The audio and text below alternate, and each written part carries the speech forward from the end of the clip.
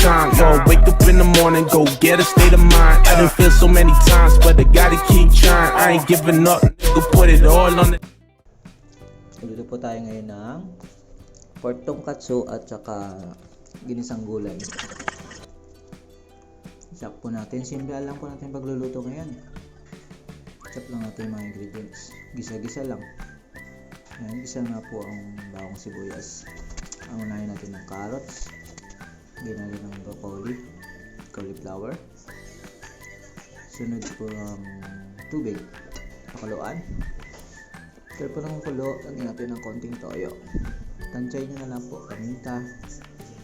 At yan, siguro mga 3 to 5 minutes sa dali lang ang luto ng gulay. Ito na tayo sa pork. Na-marinate na po natin yan 15 minutes. Marinate ng salt and pepper lang, konting garlic. Then, ready natin lagyan ng butter para sa breadcrumbs, itlog, paminta, konting magic sarap. Ayan, para medyo mag-film at mag-ano po yung ano.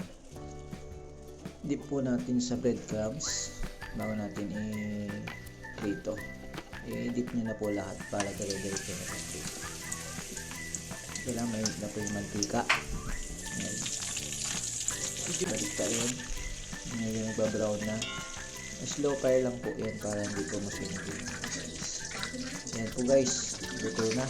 Enjoy natin yung pagkain. Thank you po sa panonood.